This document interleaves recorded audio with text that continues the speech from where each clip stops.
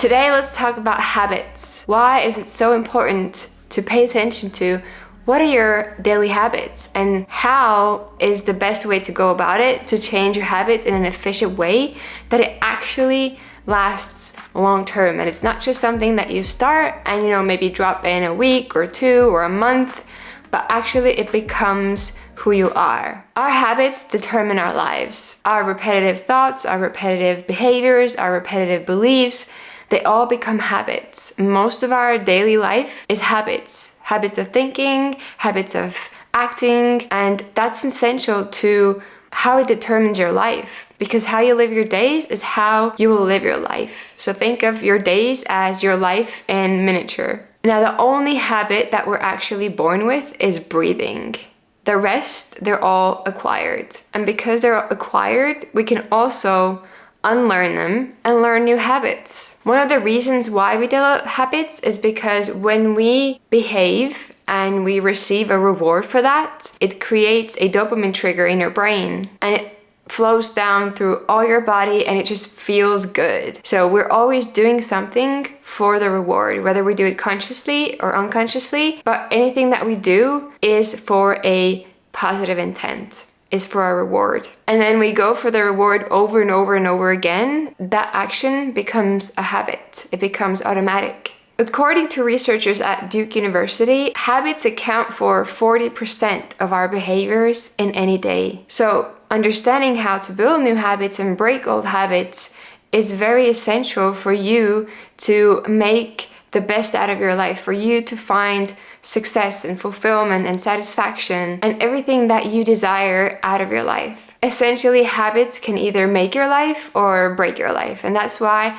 I believe that habits are one of the most important things to pay attention to in your daily life. Now, one thing that people often get wrong about habits is when we're changing habits, people tend to focus on the outcome, changing the outcome or changing the process, and not focused on changing the identity, the subconscious beliefs that are way, way, way deeper than just the behavior and the outcome. To bring an easy example, two people are giving up smoking, and there's a third person goes up to them and offers them a cigarette. The first person says, "No, thank you, I'm trying to quit smoking." And the other person says, "No, thank you, I'm not a smoker." It's the same habit that they're both working on breaking, but one of them still identifies as a smoker who is trying to quit, while the other one identifies as a non-smoker already. So one is outcome-based process of changing that habit,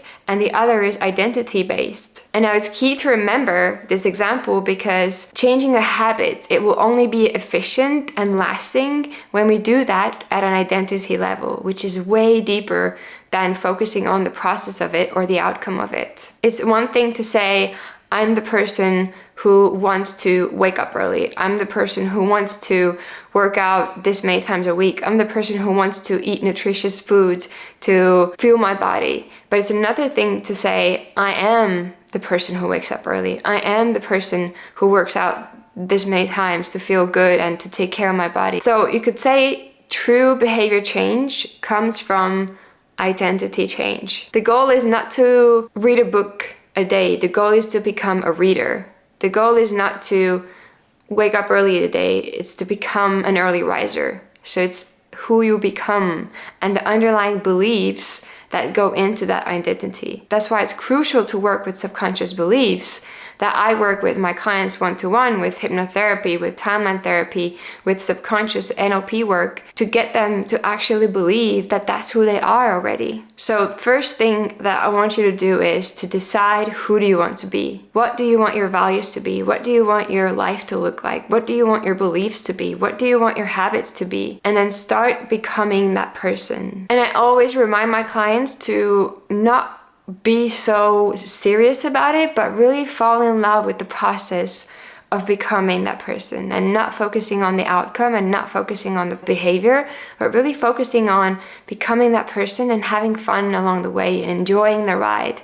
Falling in love with it, it makes it so much easier to break the habits and start building new ones. In the book Atomic Habits by James Clear, he talks about the 4 steps to changing habits. The first one is the cue, aka the trigger, when you notice the reward. The second one is the craving. And by craving, it doesn't mean what you crave is the habit, but what you crave is the reward from the habit, the change in your state that habit brings you. The third one is response, so you're doing the behavior to obtain the reward. And the fourth one is the reward. So either that could be satisfaction, peace, fulfillment, whatever that is, but there's a positive intent behind every behavior. There's a reward that we're going for. So how do you make good habits is you make that cue very visible. You make the cue very obvious. You make the craving very attractive. Like you really want that craving. Like you really want that change in your state. So making that habit even easier. Let's say you want to wake up early. Maybe making it easier is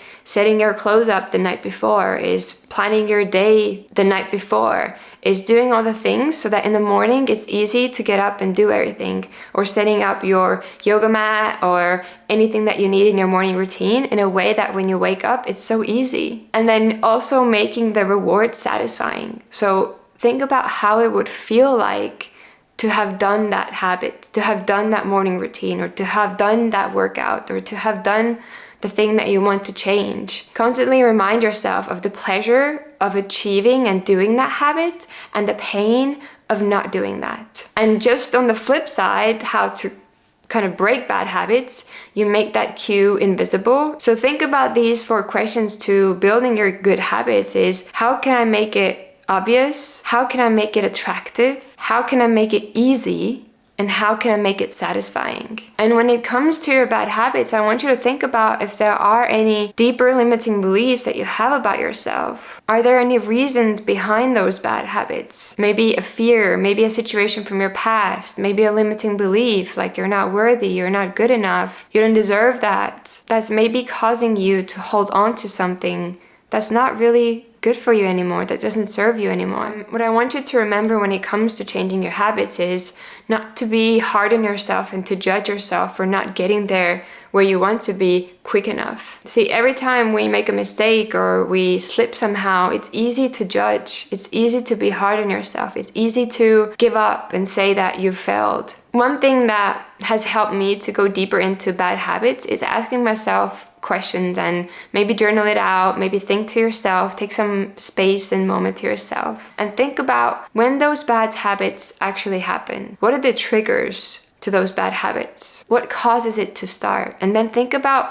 what could be the reward behind it. What could be the positive intent behind that bad habit? And then see if the new habit that you want to replace it with still gives you the same intent, the same reward. This is something that I have found in working with my clients, that when we focus on switching the habit but keeping the subconscious intent, the subconscious reward the same, that actually creates long-lasting change. And in this whole process, it's so important to stay patient with yourself, not to be hard on yourself, not to give up once you slip a day, but really be patient. It's a journey. It's not going to be an overnight thing to change habits that have been in your life for years and years. So have the patience, have the compassion towards yourself, love yourself through that process. Another thing to make your habits stick easier is, if you've ever heard of the term habit stacking, which means kind of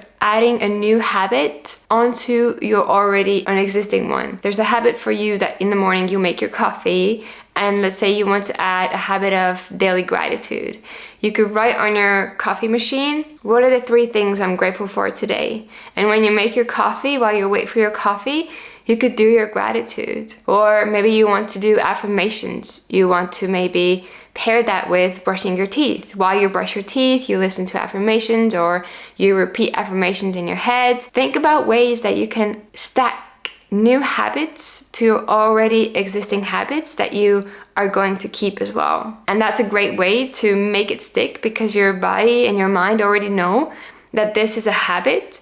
And if you stack that on top, it's so much easier to follow through. And one thing that I've tried and tested that works for me is having something visually where I can see the process of my habit. I learned that from the book Atomic Habits as well, where they give an example of someone who had a paper that was filled with red X's. So it's kind of like you're creating a train of red X's. Every day that you would do the habits that you want to do, you would make a red X, you know, the next 90 days calendar, and I would go in and mark that red X. And that for me made it more fun, it made it more satisfying, and I kind of celebrated myself at the end of every day for having done all that I set out to do. So you can try that way out as well. Maybe it works for you, maybe not, maybe something else works. But these are just a few good tips to try to get you started on changing your habits. So I hope that these tips helped you today and really got you thinking about how you can help yourself to switch some habits that you've been wanting to for a long time. If any of these resonated with you, let me know in the comments below, and don't forget to hit like on this video if you enjoyed it. And if you haven't yet subscribed, don't forget to do it so you stay up to date with all of the videos that are coming out to help you become the best version of you and make this year your best one yet. And if you have any more questions regarding habits, on how to change them, how to keep up with them, let me know in the comments as well, so I know to make more videos for you to help you on this journey, because we're in this together and I'm only here to help you from my experience and from my lessons and from everything that I've learned and tried. And until then, I'll see you in the next video. With love always, Mia.